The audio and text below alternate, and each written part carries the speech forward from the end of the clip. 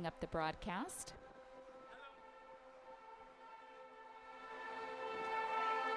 This is Pope Francis's 36th apostolic journey since becoming Pope in 2013. It's his first apostolic journey in 2022. His last apostolic journey was last year at the end of 2021 when he went to Cyprus and Greece. And there as well, the theme of migration was high on the list, as is here. Today we see we're in a port area. We see containers behind us, a port behind us. And with this trip, Pope Francis will have visited 57 countries since becoming Pope. John Paul II also came here 2 times in 1990 and in 2001. And Pope Benedict came here in 2010, but this is the first time that a Pope will visit this migrant center. Pope Francis departed yesterday by airplane from Rome. And we know he was asked on the plane by a journalist if he was considering the invitation of the president of Ukraine to go to that country. He said it is on the table.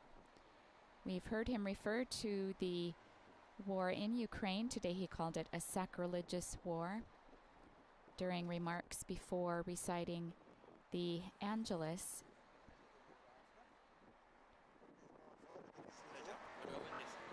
And this morning, our Holy Father met privately with the Jesuit community. It is normal for him to take some time out of his schedule to be able to meet with the Jesuits. And we were able to speak with the editor of La Civiltà in Ukraine. Today he called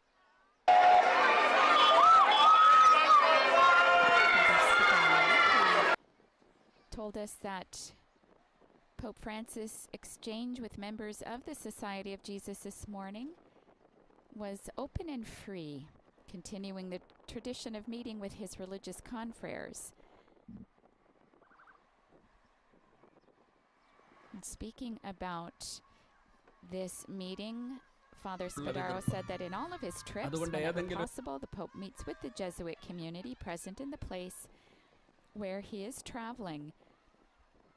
He characterized them as very beautiful meetings, very intimate and familiar, Spadaro said. It's a relaxed atmosphere of open conversation on many topics. But he said the best thing is that his confreres are able to see the Pope, usually halfway through the trip when he's able to offer his impressions of the journey, to understand a little of the atmosphere of the welcome he's received and the things that the Pope wants to say.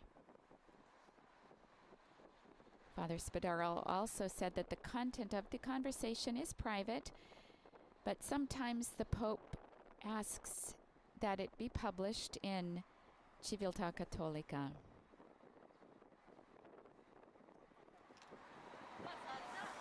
And the basic contents generally are those that concern the life of the Society of Jesus and therefore of evangelization today.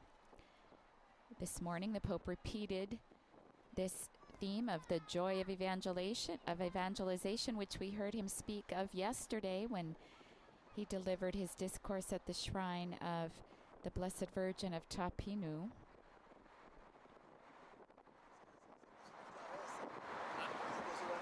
He said the perception is that the Pope is aware that the Church is facing great challenges, that this island in some way also contains within itself great challenges, since it is a crossroads in the heart of the Mediterranean. And this is what gives it its impulse to evangelization.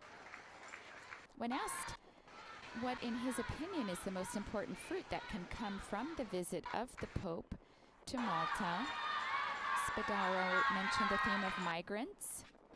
which is one that the Pope touched on in his meeting with the Jesuits, and as we know is one that's very close to the Pope's heart.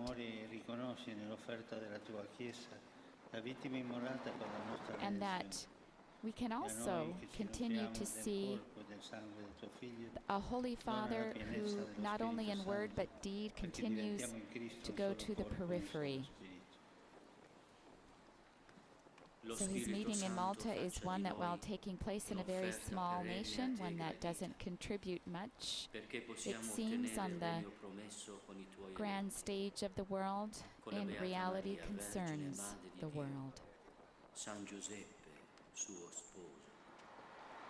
We also asked Father Spadaro about the Pope's particular emphasis on the war in Ukraine, which he has for the third time used the word sacrilegious, and this came during his remarks before the Angelus today, and Father Spadaro said exactly, this is a theme that obviously runs through this trip.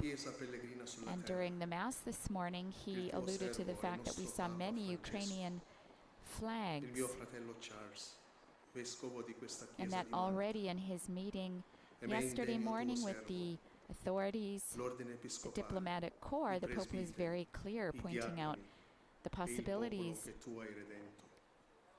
the responsibilities regarding those who have prepared conditions for war, not only today, but through rearmament.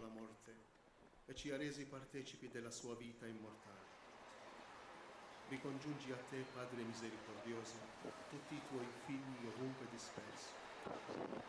Accogli nel tuo regno I nostri fratelli. Today our Holy Father also continued to call the war in Ukraine a humanitarian tragedy. Concedi anche a noi di ritrovarci insieme a godere per sempre del tuo gloria.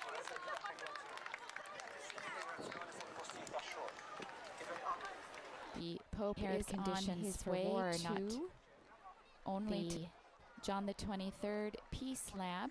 It was founded in 1971 by Father Dionysius Mintoff. Told us that is a Franciscan Pope friar Francis exchanged who celebrated members of the Society of Jesus last year in April and received a card from our Holy Father on that occasion.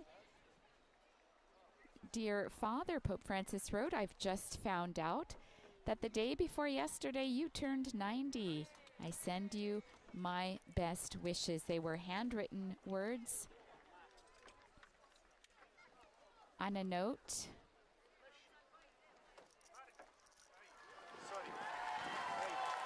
As a Franciscan, Father Dionysius has said, and a Maltese who has personally seen the outcome of war, I decided to open a space that advocates for peace education in Malta. And it's been no secret that he hoped to personally welcome the Pope. This visit has been planned for 2 years, so finally our Holy Father being able to fulfill his desire to visit this peace lab in the midst of the Mediterranean Sea. It runs an extensive adult education program, and it's headquartered at Halfar, a site that was originally part of the Halfar airfield, which saw intensive air combat during World War II. So its transformation from a site where war was waged to a peace center carries strong symbolic meaning. This center lives on thanks to the commitment of volunteers, a practical example of how a non-governmental voluntary organization can do a lot in shaping consciences and promoting the common good. Our Holy Father now getting out of the car before it looks like the entrance we see in Maltese Laboratory of Peace on the walls here, greeting the current director and, yes, Father Dionysius.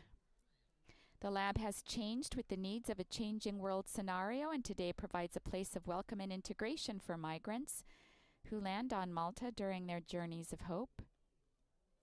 Since 2002, the Peace Lab has been offering shelter to refugees and migrants In the firm belief that we are all brothers and sisters, it includes a church, a mosque, and a prayer room for all religions. Yes, here we see a very good image of Father Dionysius, 91 years old now almost, walking with a cane.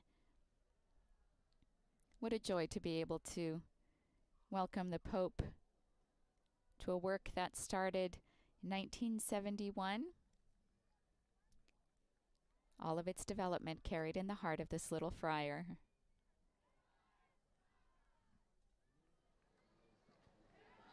Our Holy Father now walking along a path, garden. The Migrant Center is named after St. John the 23rd.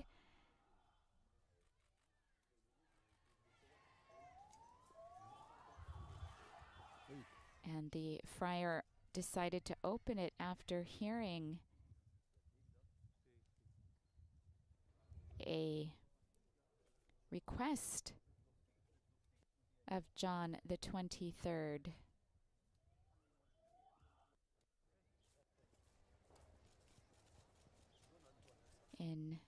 He had heard John the 23rd make an appeal to the world to reflect on peace.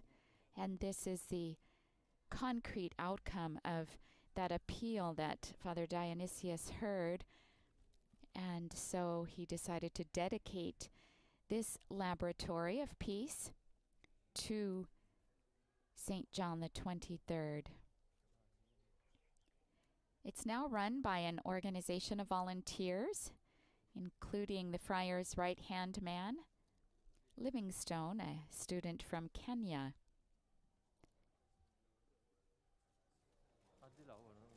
The center, which can accommodate about 50 migrants who arrive mostly from Somalia, Eritrea, and Sudan via Libya, offers migrants a great deal of education in the field of human rights and justice, and at the same time provides medical assistance. It welcomes asylum seekers and is involved in promoting solidarity and general Christian values. Here we see those who have gathered here. There's about 200 migrants. We will be hearing from some of them today. The center also runs an information point and an internet cafe so that those who have sought refuge here on the island can remain in touch with their families. It also produces a radio podcast on the themes of peace and disarmament every week. Our Holy Father also being accompanied by Archbishop Charles Scicluna, the Archbishop of Malta.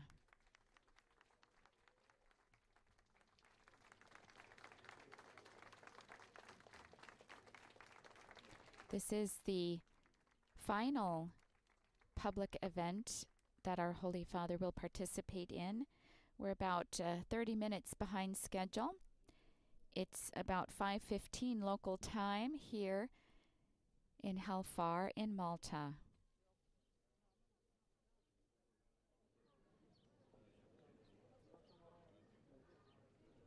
The meeting will take place in the theater on the campus of the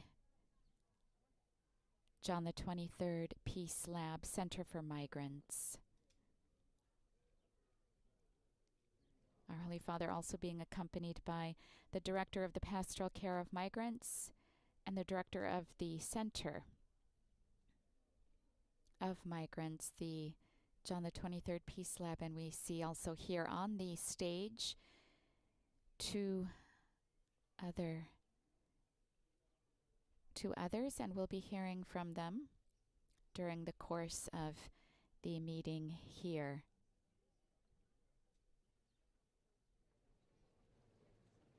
The welcome greeting will be given by Father Anton D'Amato. First, it looks like we'll be hearing something from Father Dionysius himself.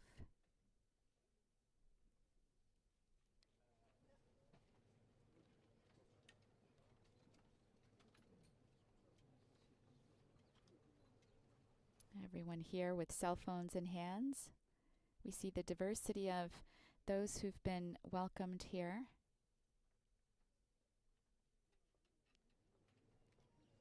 as the sun shines on, offering the possibility of seeing, well, the beautiful surroundings here.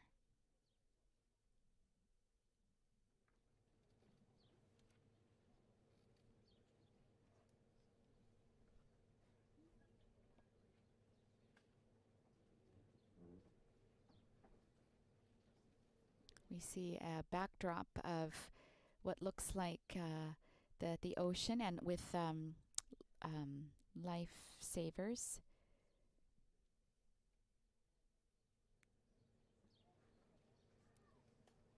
And as we've heard, one of the journalists on the papal flight yesterday gave the Holy Father a painting of the gentleman from Nigeria that we will hear, that we'll be hearing shortly. Everyone here, of course, masked in accordance with coronavirus protocol. Papal flags in hand, as we await the beginning of the event here. Our Holy Father meeting with a group of migrants here.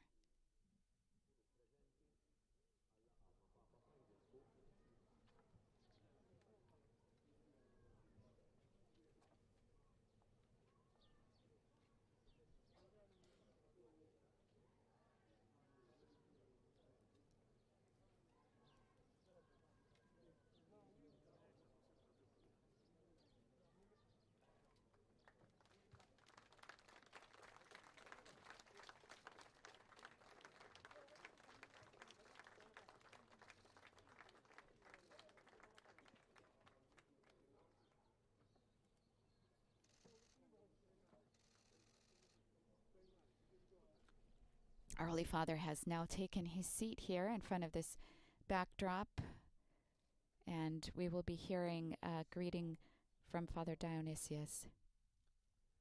È una immensa gioia, è un grande onore Most Blessed Father Francis, it is an immense joy and a great honor in mezzo a noi. to welcome you among us. La sua presenza ci conferma nella fede in Gesù. Your presence confirms us in our faith in Jesus Ancor di più and encourages us even a more metterci a servizio di coloro che soffrono to put ourselves at the service of those who e suffer necessitano della nostra vicinanza, and who need our closeness, della nostra cura our care, e del nostro conforto. and our comfort. Nessuno vorrebbe lasciarsi alle spelle la propria storia e i propri affetti, ma la guerra, la fame e l'impossibilità di costruire il proprio futuro Nobody would like to leave their history and their loved ones behind, but war, hunger, and the inability to build their own future and that of their children push many men and women to flee their homeland cercare un luogo and seek sicuro. a safe place. Sappiamo che queste persone, indipendentemente dalla razza o dalla fede religiosa, sono figli di Dio. We know that these people, regardless of race or religious faith, are children of God, recipients of His unconditional, tender love. Amerevole. Siamo consapevoli che come cristiani siamo chiamati ad offrire loro in modo concreto accoglienza e possibilità di vita e i suoi pressanti appelli ad essere vicini al più deboli. We are aware that as Christians we are called to offer them in a concrete way acceptance, welcome, and the possibility of life. And your urgent appeals to be close to the weakest spur us to do better and to continue our daily mission towards those who, whether for a limited time or permanently, land on our island to escape from misery and to have a better life. Anche per questo motivo, grazie per la sua visita, Santo Padre. Also, for this reason, we thank you for your visit, Holy Father. Our Holy Father now rising to his feet, a bit taller than this 91-year-old Father Dionysius, Franciscan friar, who founded this work in 1971. Now we see the backdrop made of green and blue bottles representing the ocean with life jackets on the top. Our first speaker,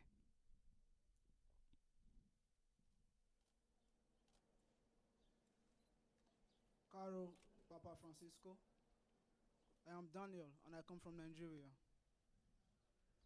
I left my hometown 5 years ago, and after 13 days of traveling, we arrived at the desert.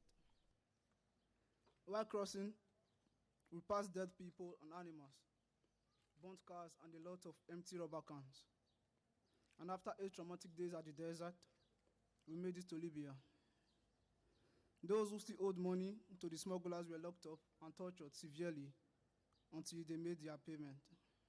Some lost their lives, and some lost their senses. I was lucky enough not to be among them, not that I was too smart. And at that time, Libya was in great turmoil. Flying bullets became my steady companion. And we were surrounded by violence, so to travel from one place to the other, we were loaded like sardines just to conceal us from the police. We were at risk of being kidnapped at every moment, and I paid smugglers twice. I was promised to be put on a boat to Europe. But then the trips were cancelled, and I never got my money back. The conditions were really terrible and unhygienic. But then I managed to find the work as a plasterer in Libya, and then I got to pay for another crossing. I got into a boat, 2 by 10 meters, and we were over 100 people. We sailed for over 17 hours before an Italian ship came and rescued us. I was excited. I was so full of joy. People were kneeling. They were thanking God. Only then we discovered that the boat were actually sailing back to Libya. They handed us back to Libyan Coast Guard, and we were put in prison. I was there for about a month, and then I started to work for a Libyan policeman as a plasterer. He gave us food and he gave us shelter. He was really kind, and then he set us free on the condition that we will work for his brother, but that his brother will get to pay us. Although we later escaped from his brother because he refused to pay us. 9 months later, I was again on a boat. During the first night, we encountered high waves. 4 of us fell from the boat, even with my eyes wide open, my hands widely open. I couldn't rescue 2 of them. They went down the Mediterranean. I almost lost hope. We were all scared to death. I slept, and I hoped to die. I woke up the next day. Things were calm. People smiling again, and fresh hopes starting to rise again. We continued to sail again until we met some Tunisian coast guards, fishermen actually.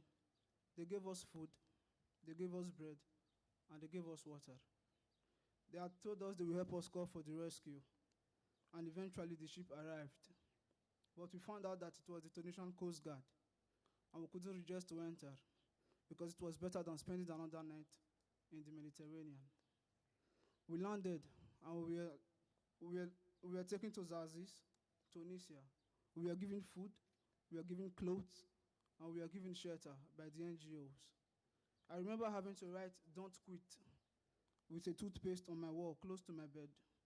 And one of the staffs always told me to come and clean it off, but I refused. Until the day he came around, and he told me he wouldn't leave until I get to clean it. He brought a rag alongside, and then I did. He came back the next day, and then he found the landscape I had drawn on the same wall with my pen. Then he later brought me papers and a pen. And from then, I drew more.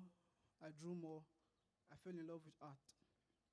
I even got to work with a Tunisian artist for a bit before I returned to Libya with 2 others on foot. Some would say, why did I go back to Libya? But then I went there because it was easier to cross from there rather than Tunisia. I started to work again until I earned enough money to pay for yet another try. And this time I put all my hope in this one. This time at the sea, after 3 days, I made this to Malta. This was the system I had paid smugglers. It was all smiles. When the Maltese Coast Guard rescued us, I couldn't believe my eyes. Tears of joy flowing freely. It was a dream come true at last for me. But these were short-lived because we were put in detention the same night we landed in Malta. I was heartbroken. I almost lost my mind. Most nights I cried. I asked God why. Sometimes I just wished I had died. I started to wonder if all the journey was a mistake. Why were men like us treating us like criminals instead of brothers? And after 6 months, we were brought to an open center here at Hafar, a few meters away from here. It took me time to adapt because the tension has drained me. Within weeks, I started to get better. I started a new life with the hope of getting better. And thanks to everybody who made this possible for me, everybody that offered me a helping hand along the way. And then my thoughts goes to all my brothers and my sisters who are still in custody. And every time I ask myself, when will they obtain their own freedom?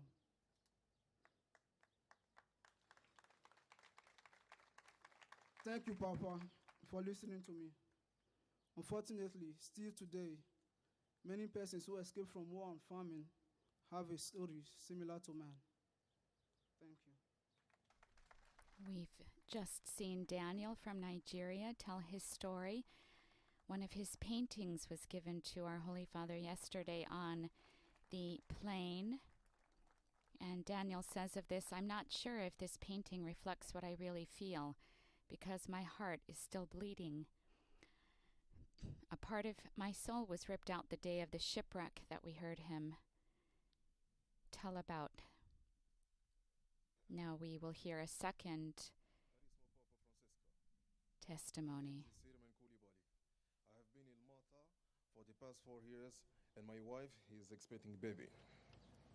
Thank you for choosing to meet us here at the Peace Lamb in Halfar. Not many people in the world know about this place. Halfar has been a living place for many of us migrants in Malta. We know it well. For many of us, it's a place of invisibility, a place of no being.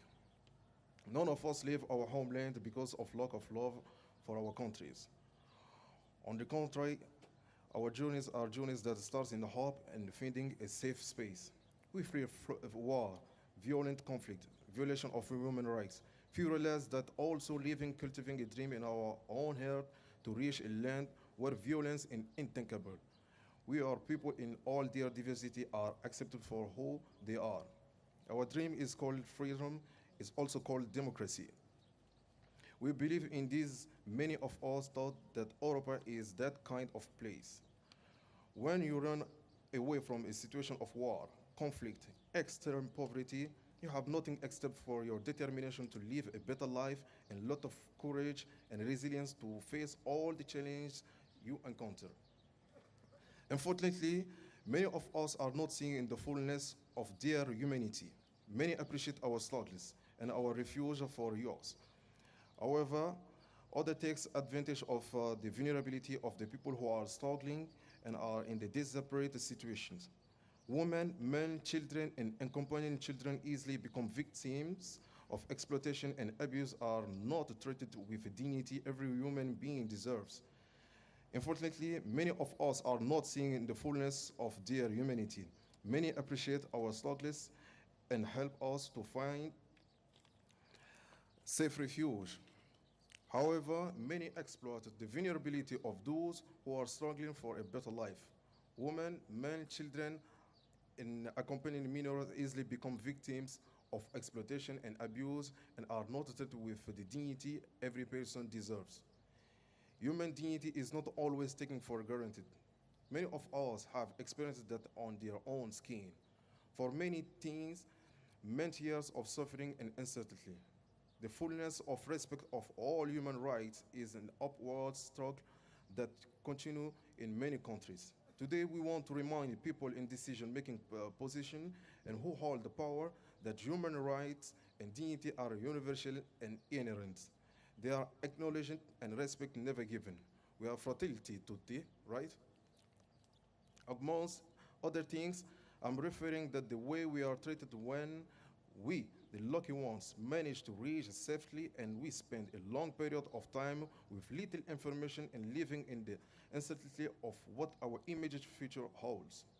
There are people whose asylum claim has been rejected yet still cannot go back to their country for origin as it is still dangerous to them to do so, to refer that as the sans-papier, and end up stuck with little or nowhere to go, with little or no rights at all.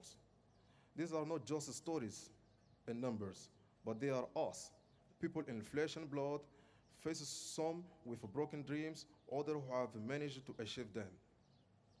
We know that we are aware for this situation and that you are strong voices for our struggles. We know that your love is not lip service, but sincere. And that is why we are here together in Halfa with my brothers and sisters and representatives of organizations that offer service to us here in Malta. I thank you for your tireless work for us and for the love and respect toward our dreams and aspirations.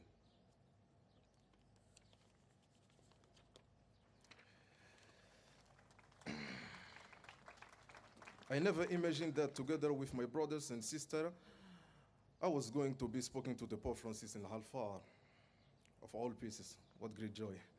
Dear Pope Francis, we thank you even for this. Your love is life to us. Thank you and gracias. Thank you also to Malta.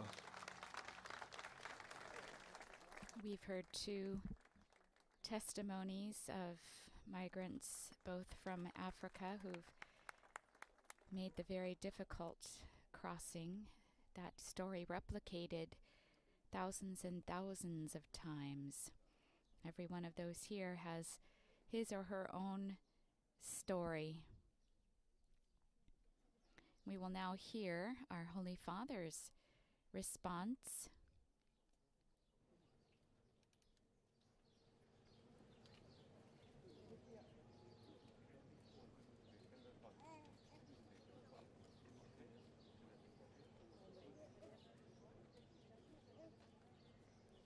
We also hear a baby in the background, a beautiful reminder that the next generation does offer for all of these people here the desire to find a better life.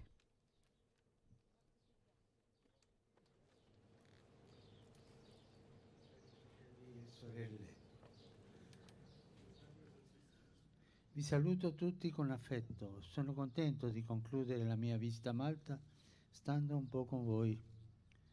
Ringrazio Padre Dionisio per la sua accoglienza e soprattutto Dear brothers and sisters, I greet all of you with great affection, and I am very happy to end my visit to Malta by spending time with you here. I thank Father Dionisio for his welcome, and I'm also very grateful to Daniel and to Siriman for their testimonies. You opened your hearts and shared your lives, and at the same time, heartily. I feel so happy that I am concluding my visit to Malta by spending some time with you. I thank Father Dionysius for his welcome, and most of all, I'm grateful to Daniel and Sirmian for their testimony. You opened your hearts and lives, and at the same time, you were a voice for so many brethren that leave their countries to find a safe place. Come dicevo qualche mese fa a Lesbo, sono qui per dirvi che vi sono vicino. Sono qui per vedere i vostri volti, per guardarvi negli occhi. Dal giorno in cui andai a Lampedusa non vi ho mai dimenticato. Vi porto sempre nel cuore e siete sempre presenti nelle mie preghiere. As I had said some months ago in Lesbos, I came to tell you that I am close to you. I am here to see your faces, to look into your eyes. Since the day I visited Lampedusa, I never forgot you. I carry you always in my heart, and you are always present in my prayers. In questo incontro con voi migranti emerge pienamente il significato del motto del mio viaggio a Malta. È una citazione degli Atti degli Apostoli che dice: ci trattarono con rara umanità. Si riferisce al modo in cui i maltesi accolsero l'Apostolo Paolo e tutti quelli che insieme a lui erano naufragati nei pressi dell'isola. Li trattarono con rara umanità, non solo con umanità, ma con una umanità non comune, una premura speciale che San Luca ha voluto immortalare nel libro degli Atti. Auguro a Malta di trattare sempre in questo modo quanti approdano alle sue coste, di essere davvero per loro un porto sicuro. In this meeting with you migrants emerges fully the meaning of the motto of my voyage here in Malta. It is a quotation from the Acts of the Apostles that says, "The inhabitants of the island treated us with utmost kindness." It refers to the way how the Maltese welcomed the Apostle Paul and his companions who were saved from shipwreck near the island. They treated them with utmost kindness, not just with kindness, but with great kindness, with special fondness, humaneness, which St. Luke wanted to leave inscribed in the book of the Acts. I wish Malta would always treat in this manner those who arrive on its shores, that it truly becomes for them a safe harbor. Quella del naufragio è un'esperienza che migliaia di uomini e donne e bambini hanno fatto in questi anni nel Mediterraneo e purtroppo per molti di loro è stata tragica. Proprio ieri si è persa la notizia di un salvataggio avvenuto al largo della Libia di soli 4 migranti in un'imbarcazione che ne conteneva circa 90. Preghiamo per questi nostri fratelli che hanno trovato la morte nel nostro mare Mediterraneo e preghiamo anche per essere salvati di un autonaufragio che si consuma mentre succedono questi fatti. È il naufragio della civiltà che minaccia non solo i profughi, ma tutti noi. Come possiamo salvarci da questo naufragio che rischia di far affondare la nave della nostra civiltà? Comportandoci con umanità, guardando le persone non come dei numeri, ma per quello che sono, come ci ha detto Sirman, cioè dei volti, delle storie, semplicemente uomini e donne, fratelli e sorelle, e pensando che al posto di quella persona che vedo su un barcone o un mare alla televisione o una foto, al posto suo potrei esserci io, mio figlio, mia figlia.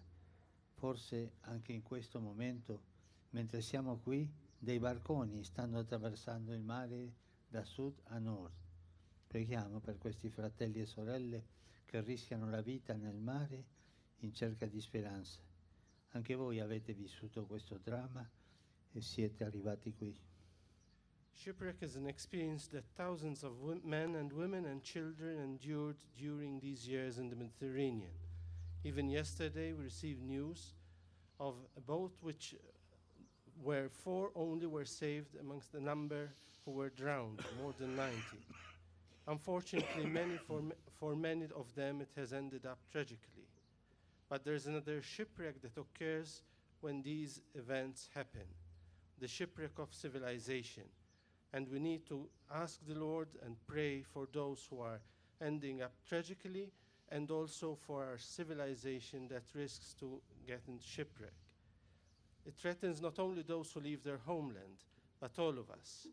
How could we get rid of the shipwreck that risks destroying the ship of our civilization? by acting humanely, by looking at these persons not simply as numbers, but as what they are, as Sirmian told us. That is faces, stories, simply men and women, brethren. And by thinking how instead of the person that I am seeing at sea, or watching on television or in a photo, I could be there, or my son or daughter. Perhaps even now, as we are here, there are boats faring the sea from south to north. Let us pray for these, our brothers and sisters, who are risking their lives at sea, searching for hope. You also lived this tragedy and have arrived here. Le vostre storie fanno pensare a quelle di migliaia e migliaia di persone che nei giorni scorsi sono state costrette a fuggire dall'Ucraina a causa di quella guerra ingiusta e selvaggia, ma anche a quelle di tanti altri uomini e donne che, alla ricerca di un luogo sicuro, si sono visti obbligati a lasciare la propria casa e la propria terra in Asia, in Africa, nelle Americhe. Penso ai Rohingya. A tutti loro vanno il mio pensiero e la mia preghiera in questo momento. Your stories make us think of thousands and thousands of people who in the last days had to escape from Ukraine because of an unjust and savage war. But also the stories of many other men and women who, in order to seek a safe place, were forced to leave their homelands in Asia, Africa, and in the American continent. I think particularly of Rohingya. I think of them all, and for them I wish to pray now. Qualche tempo fa avevo ricevuto da questo vostro centro un'altra testimonianza, la storia di un giovane che raccontava il momento doloroso in cui aveva dovuto lasciare sua madre e la sua famiglia di origine. Questo mi aveva commosso e fatto riflettere. Ma anche tu, Daniel, anche tu, Siriman, e ognuno di voi ha vissuto questa esperienza di partire staccandosi dalle proprie radici. È uno strappo che lascia il segno. Non solo un dolore momentaneo, emotivo, lascia una ferita profonda nel cammino di crescita di un giovane, di una giovane. Ci vuole tempo per risanare questa ferita, ci vuole tempo e soprattutto ci vogliono esperienze ricche di umanità, incontrare persone accoglienti che sanno ascoltare, comprendere e accompagnare e anche stare insieme ad altri compagni di viaggio per condividere, per portare insieme il peso. Questo aiuta a rimarginare le ferite.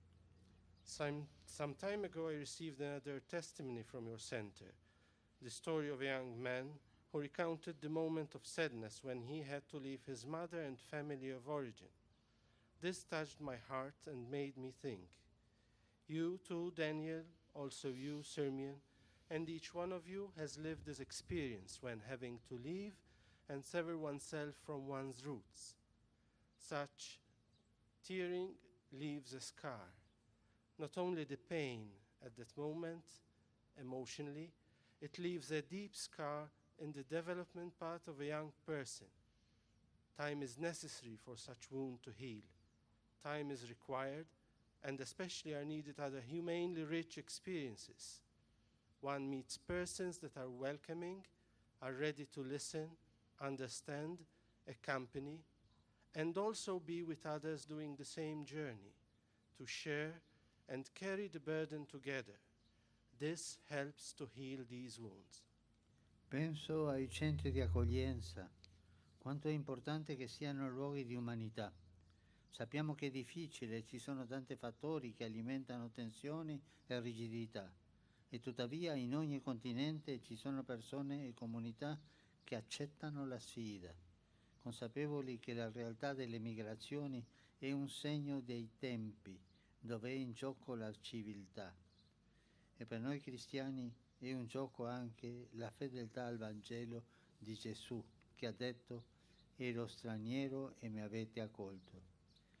Questo non si crea in un giorno, ci vuole tempo, ci vuole tanta pazienza, ci vuole soprattutto un amore fatto di vicinanza, di tenerezza e di compassione, come è l'amore di Dio per noi.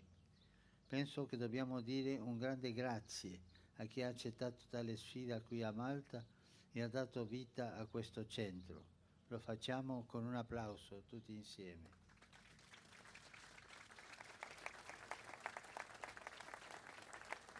Welcoming centers come to my mind, how important it is that they be places of humanity. We know how difficult it is, there being many factors that increase tension and rigidity.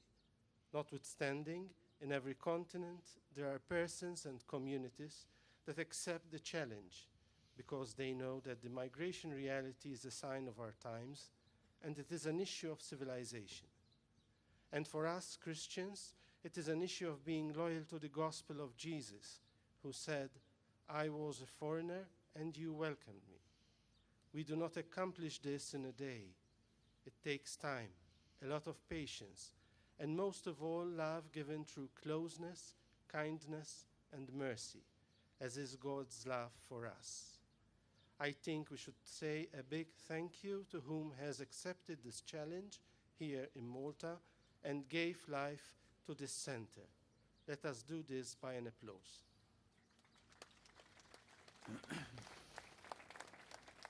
Permettetemi, fratelli e sorelle, di esprimere un mio sogno, che voi migranti, dopo aver sperimentato un'accoglienza ricca di umanità e di fraternità, possiate diventare in prima persona testimoni e animatori di accoglienza e di fraternità. Qui è dove Dio vorrà, dove la provvidenza guiderà i vostri passi. Questo è il sogno che desidero condividere con voi e che metto nelle mani di Dio, perché ciò che è impossibile a noi non è impossibile a Lui. Ritengo molto importante che nel mondo di oggi i migranti diventino testimoni dei valori umani essenziali per una vita dignitosa e fraterna. Sono valori che voi portate dentro, che appartengono alle vostre radici. Una volta rimarginata la ferita dello strappo, dello sradicamento, voi potete far emergere questa ricchezza che portate dentro, un patrimonio di umanità preziosissimo, e metterla in comune con le comunità nelle quali siete accolti e negli ambienti dove vi inserite.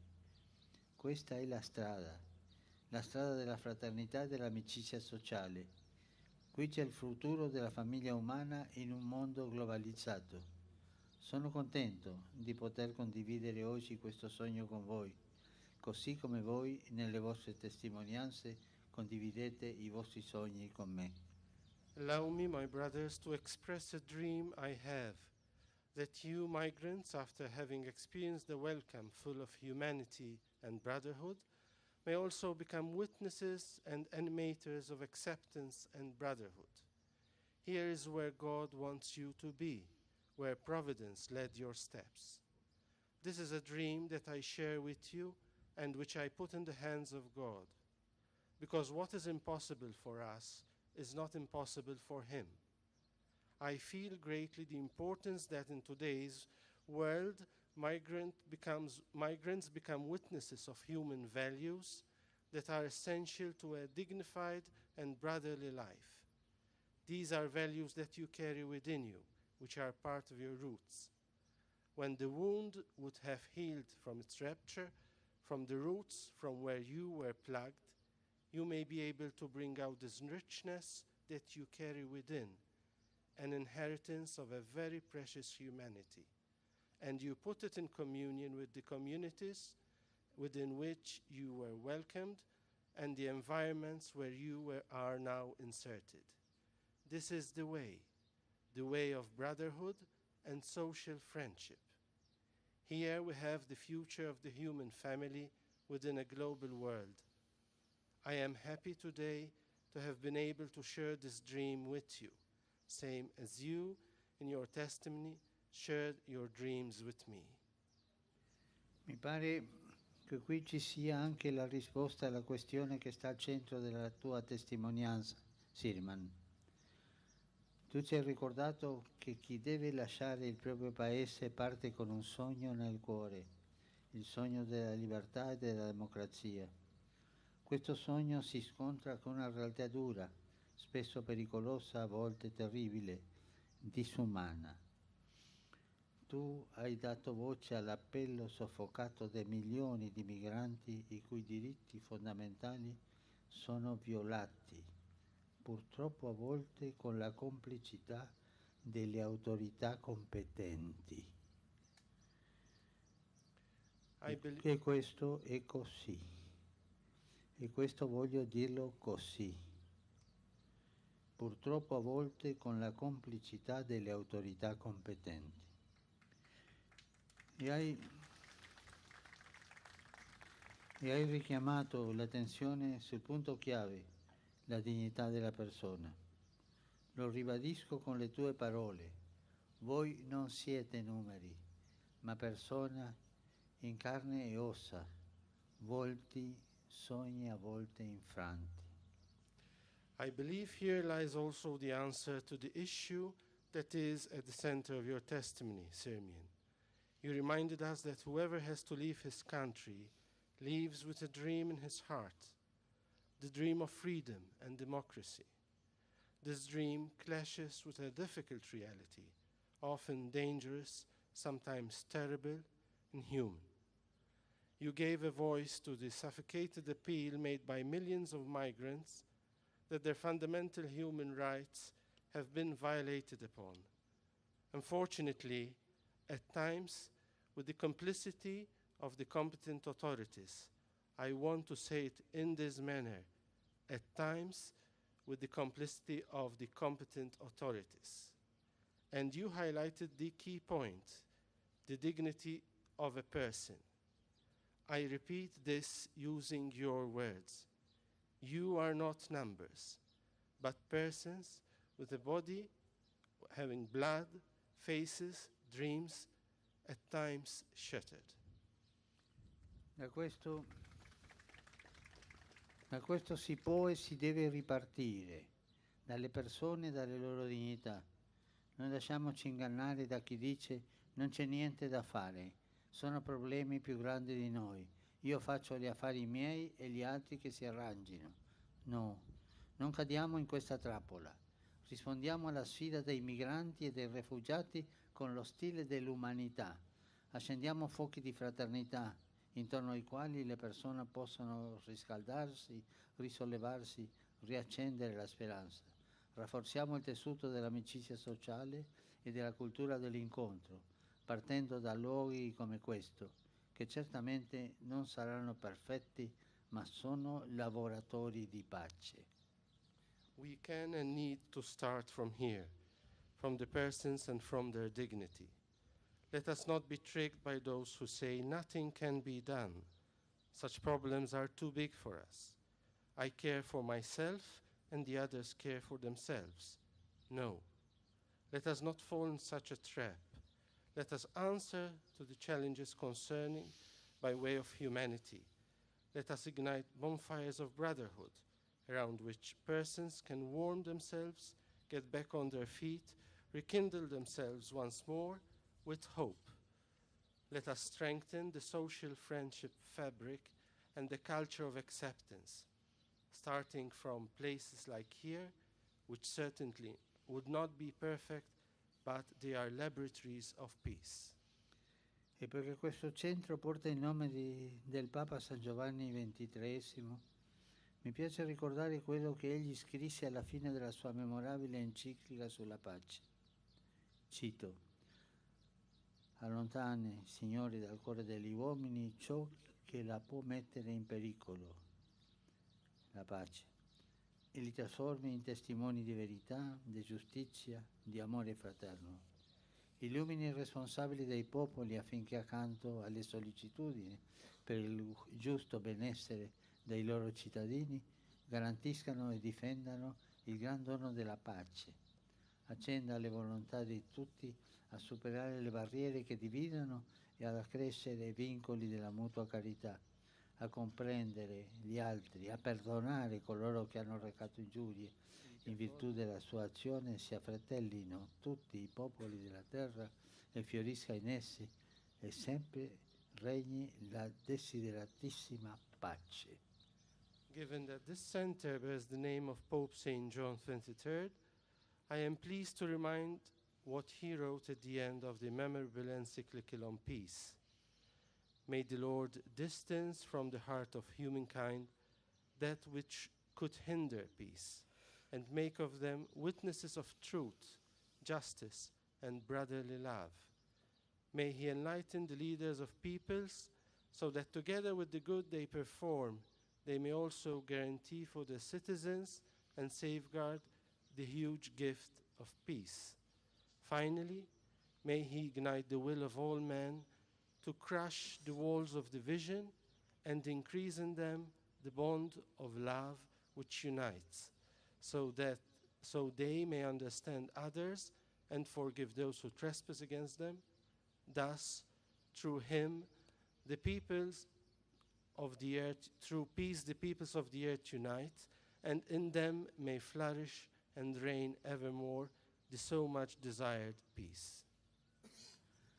Cari fratelli e sorelle, fra poco assieme ad alcuni di voi accenderò una candela davanti all'immagine della Madonna. Un gesto semplice, ma con un grande significato. Nella tradizione cristiana quella piccola fiammella è simbolo della fede in Dio ed è anche simbolo della speranza. Una speranza che Maria, nostra Madre, sostiene nei momenti più difficili. È la speranza che ho visto oggi nei vostri occhi, che ha dato senso al vostro viaggio e vi fa andare avanti. La Madonna vi aiuti a non perdere mai questa speranza. A lei affido ciascuno di voi, le vostre famiglie, e vi porto con me nel mio cuore e nella mia preghiera. Dear E anche brothers, voi, mi raccomando, non dimenticatevi di pregare per me. Grazie. Dear brothers and sisters, in a moment, together with some of you, I will light a candle in front of a statue of Our Lady. It is a simple act that carries a strong meaning. In the Christian tradition, that little flame is a symbol of faith in God, and it is also a symbol of hope. Hope that Mary, our mother, shall assist in the most difficult times. It is that hope that I saw today in your eyes, which gave a meaning to your voyage and helps you walk forward. May Our Lady help you never lose this hope. I entrust each one of you and your families to her, and I will carry you with me in prayer. And you also do not forget to pray for me. Thank you.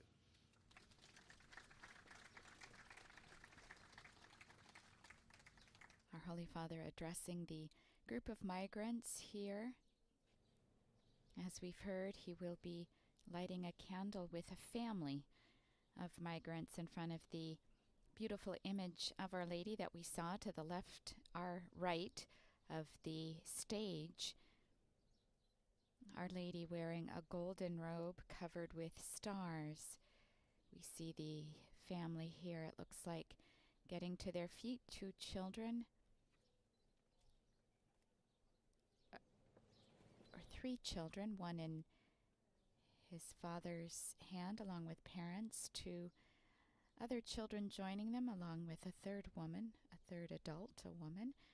Our Holy Father now making his way over to the statue. We see him limping quite a bit as they light a candle in front of Our Lady. As we heard, a flame, a symbol of our faith in God. It's also a symbol of hope. Pope Francis said, a hope that Mary, our mother, keeps alive even at the most difficult moments, for we know she accompanies them under the foot of the cross. Our Holy Father also said that it is the flame of hope that he sees in the eyes of these migrants today. And now a round of applause at the lighting of the candles.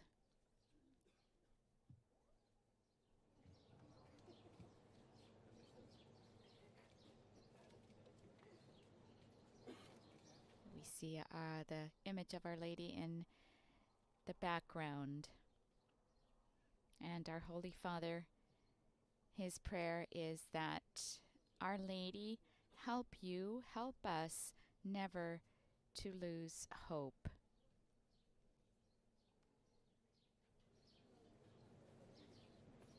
Now there will be a prayer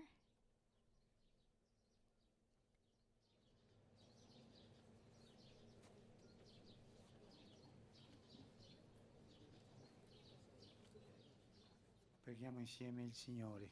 and let us pray together to the Lord. Signore Dio, creatore dell'universo, sorgente di libertà e di pace, di amore e di fraternità.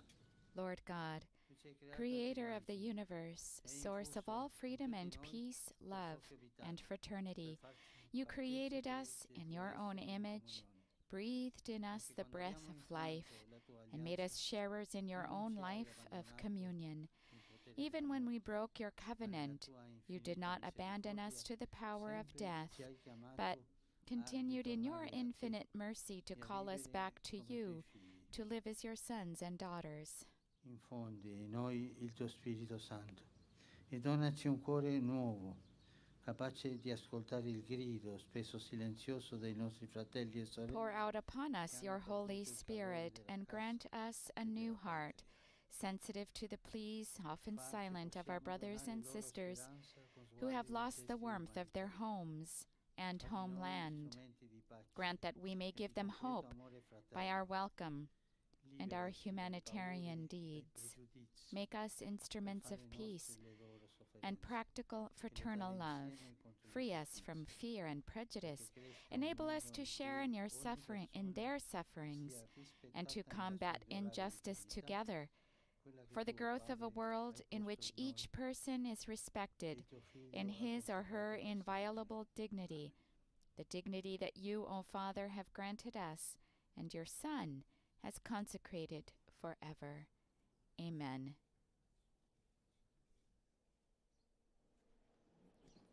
Father Dionysius now speaking with our Holy Father. We saw to the left the gift that our Holy Father will leave with the center today. It's a depiction of Our Lady of Sweet Rest, or Our Lady of the Way, a product of modern Italian craftsmanship that has been made according to the ancient tradition of glazed ceramics.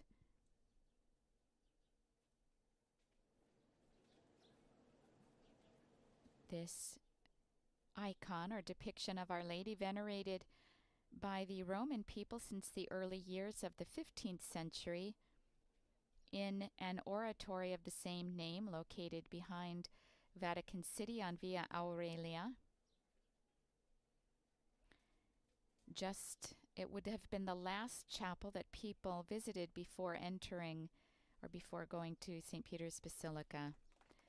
Once again, an exchange or a zucchetto being given to the Holy Father, who first puts it on his own head but then gives it back, replacing his own on his head. For the second time today, he is autographing the zucchetto, the first time we've seen him do that.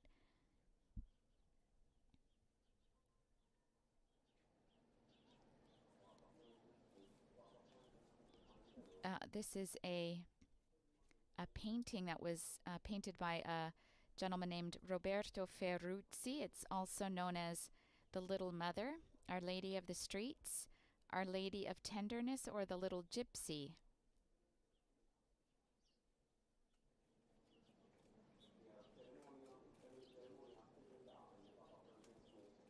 Our Holy Father now signing the Book of Honor.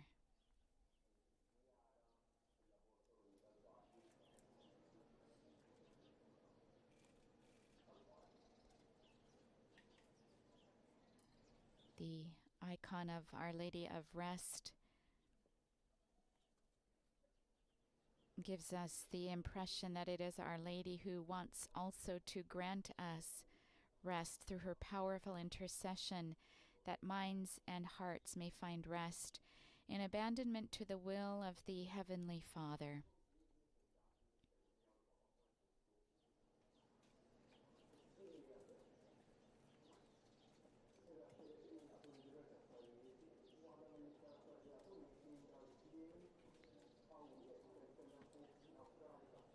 The original painting was just of a little girl with a child, a 12-year-old named Angelina Chian, with her brother Giovanni. It was painted in 1897, originally under the title Motherhood. But the beauty and warmth of what he was able to capture on canvas made him begin to use the piece as a Madonna and child. The original painting has been missing since 1914.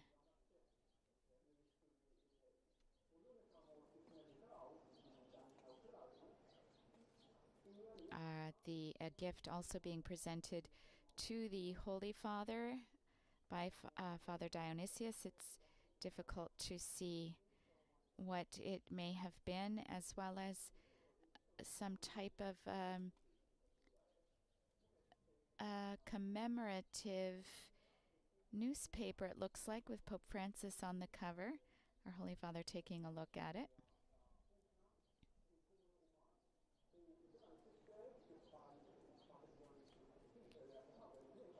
And our Holy Father also autographing this paper for them, and that may be the reason why he's been presented with 3 of the same copies of the newspaper.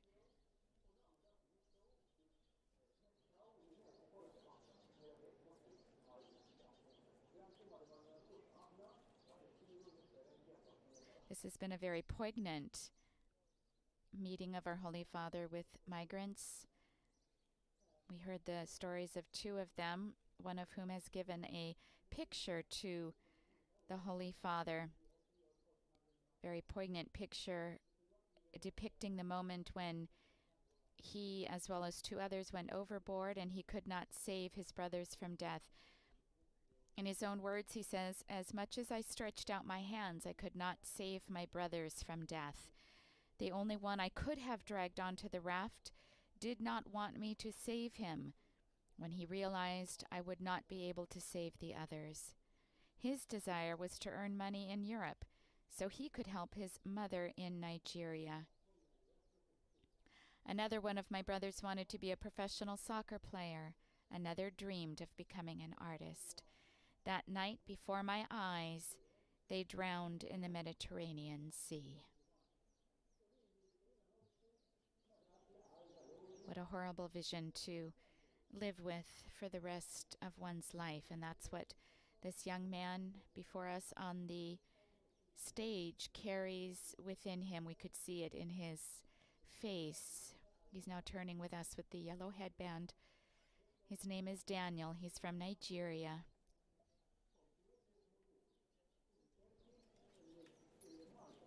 It seems that our Holy Father has now exited from the stage. We now see once again the image of Our Lady that is here gracing the stage of this theater in the John the 23rd Peace Lab.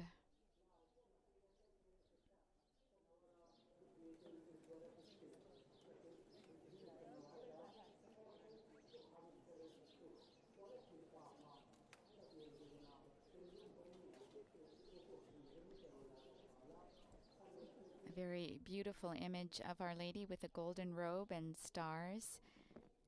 It's easy to imagine that many have stopped before that image of Our Lady to pray for their loved ones whom they've left behind and have never been able to see again, knowing that the woman with whom they are conversing listens to them, hears their prayers, and presents them to the one who himself experienced what they have experienced in his own life on earth. We see here the faces of other brothers and sisters, each with their own story to tell behind the masks that only give us a window of glimpse of their true identity and the experiences that they hold within them. Now we see others outside, perhaps, some with Ukrainian flags.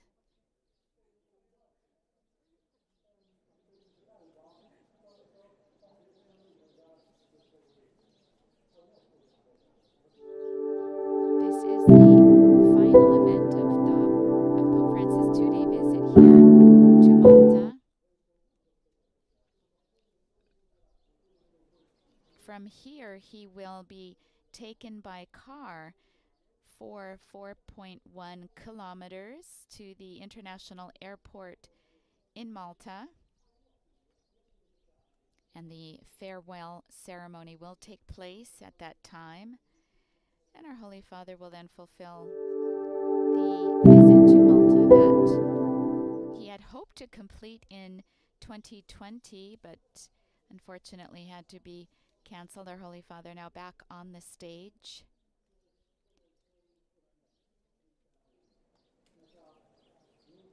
Our Holy Father will arrive in Rome at about 7:40 local time in Rome. Holy Father has donned a white coat. Now speaking with whom I believe is the center of the John the 23rd Peace Lab here. Again, behind them a backdrop, a very creative one in the shape of a very, very large wave with using blue and green plastic bottles that have been crushed. At the top we see some life jackets bobbing at the top of the waves at many of these, depicting for also the many people who have had that experience in the midst of the Mediterranean and unfortunately are not with us today. Our Holy Father alluded to it yesterday in pleading that we stop the Mediterranean Sea from becoming the largest cemetery in the world. Our Holy Father being helped down the steps here off of the stage. And he makes his way now into the midst of the group of migrants. There's about 200 of them who are here to welcome him.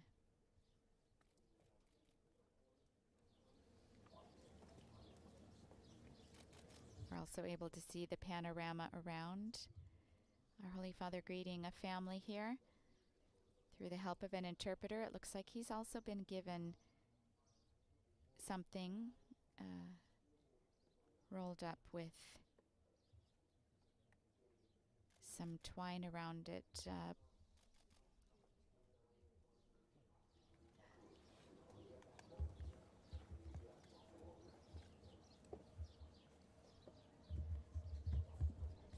These last images of our Holy Father also being accompanied by the tweeting of birds. We've heard them throughout the meeting today. Our Holy Father also receiving a gift. It's inside of a box.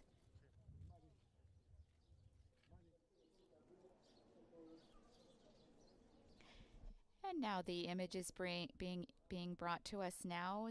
Once again, the entrance to the Laboratory of Peace. And now we see more images from inside. Our Holy Father now surrounded by those who have participated here with him.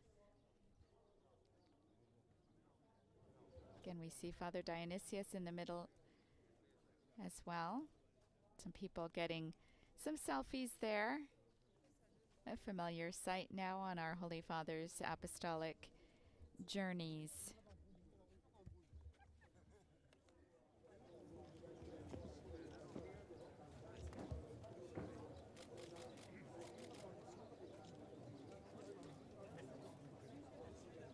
Once again, we're on the grounds of what was once an airfield that saw activity in World War II that has been transformed into a center of peace, having been inspired by Pope St. John the 23rd.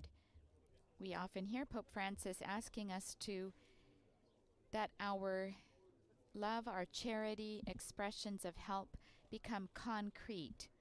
This is a concrete expression of an appeal that one of the popes made that was taken to heart by a member of the faithful and is now bearing fruit today. Acknowledged by another pope, a successor of John the 23rd.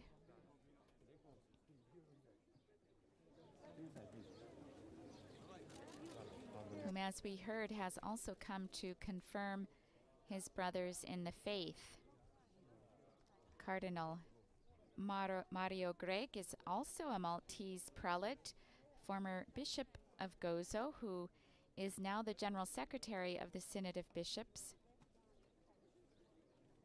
And he spoke about just that in an interview with Vatican News earlier in the week. He has been a part of the entourage traveling with the Holy Father.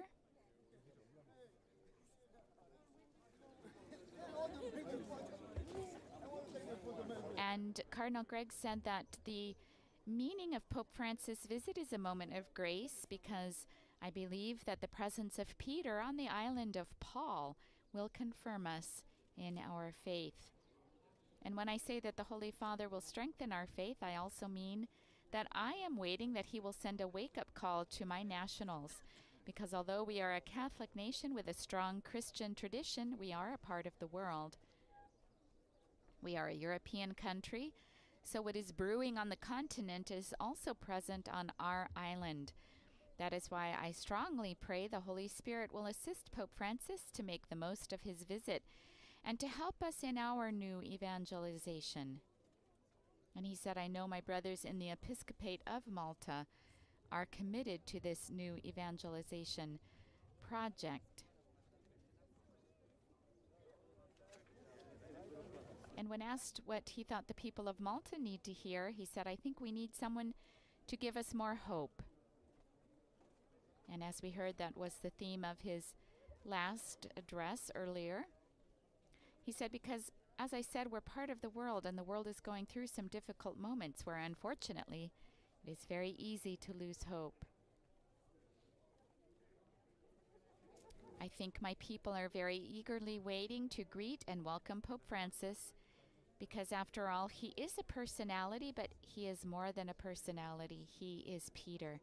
He can give us reasons not to lose hope, to look to the future with enthusiasm and courage.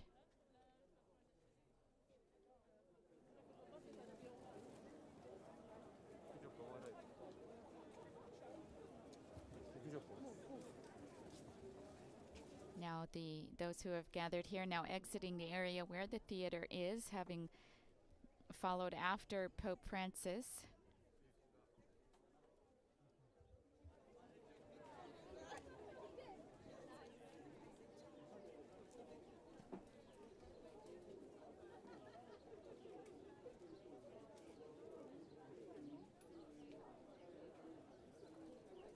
We see our Pope Francis again here on his way down the garden path that we saw him entering. As I said, this is his last stop. From here, he will be taken directly to the airport. We will be carrying the departure. We'll be transmitting it on the Vatican media channels, if you'd like to see him taking leave of Malta. He'll be returning to Rome just before 8 o'clock local Rome time. Of course, enriched with his trip here, the first of his papal trips in 2022. He has also called this island a luminous island, and the faces of the Maltese luminous as well.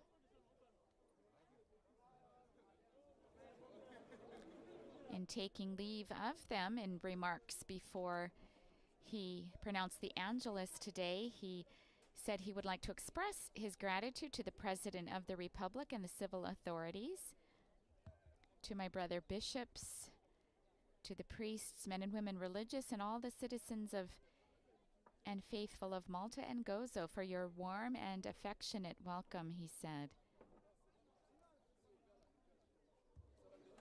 He said, this evening I'll meet some of our migrant brothers and sisters, and then it will be time to return to Rome.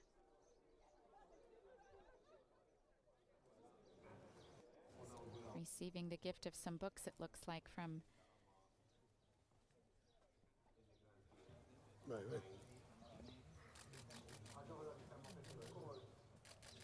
And he also said, I will bring back many memories of the events and conversations of this day.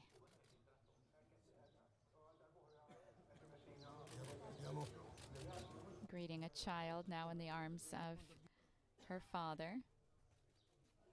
But more than memories, he said, I will remember many of your faces as well as the luminous face of Malta.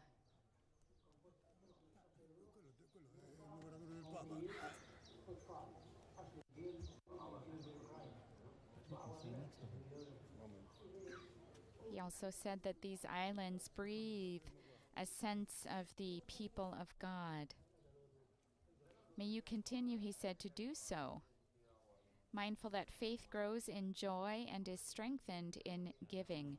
He reminded the Maltese church yesterday that the joy of the church is found in evangelization, and also recalled that there have been many Maltese missionaries who have gone forth in spreading the joy of the gospel.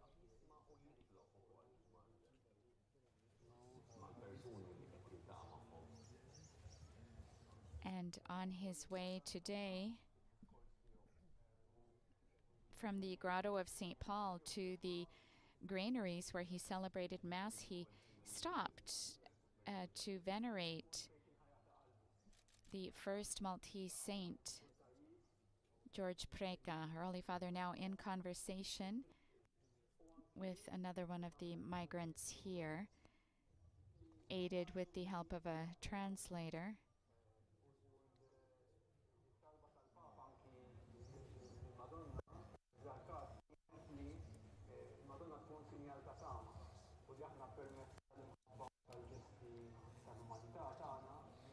Our Holy Father then said, finally, I would like to say a word to the young, who are your future.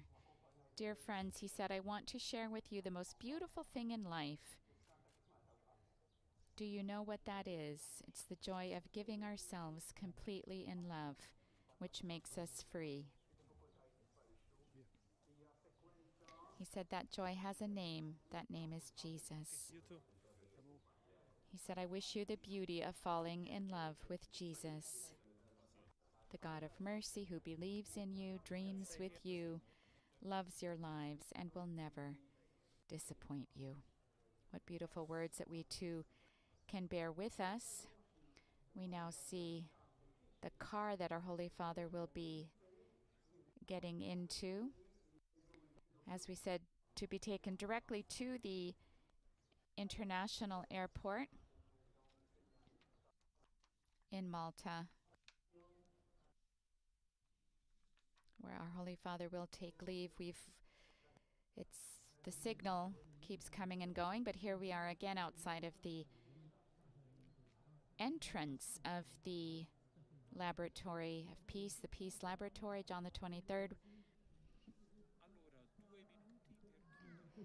And with these images, we now bring to an end this live broadcast from the John the 23rd Peace Lab Center for Migrants in Halfar, Malta. This event wraps up Pope Francis's 36th Apostolic Journey. We invite you to visit the Vatican News web portal, our Facebook, Instagram, Twitter, and YouTube accounts. You'll find complete coverage of today's events. On behalf of Vatican Media, I'd like to thank our audio technician, Adriano Vitali, and our coordinator, Thaddeus Jones, who've made this broadcast possible, and all others who've brought this broadcast to you, especially our media partners, Catholic TV, Catholic Faith Network, Shalom World TV, EWTN, Sultan Light Media, Shalom TV, Atmadarshan TV, Radio Maria, Papua New Guinea, and Luminous Radio. Also, thanks to all of you for taking the time out of your day to join us. And we leave you seeing our Holy Father now driving away in his car to the airport. Let's bring his message with us wherever we go. Laudetur Jesus Christus. Praised be Jesus Christ.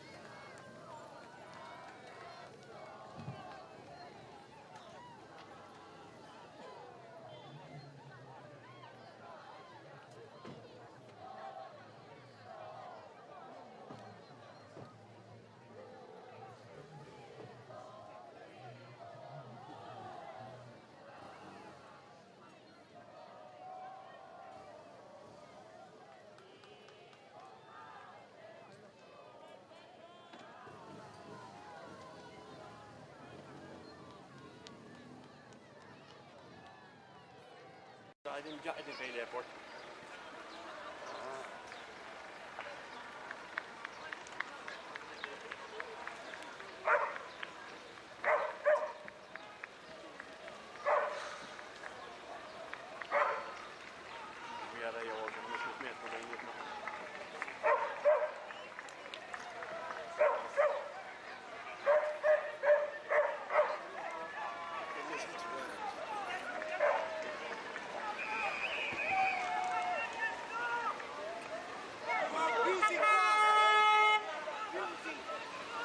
Abusing us! You are abusing us! You don't respect us because of our cultures! There is no democracy! This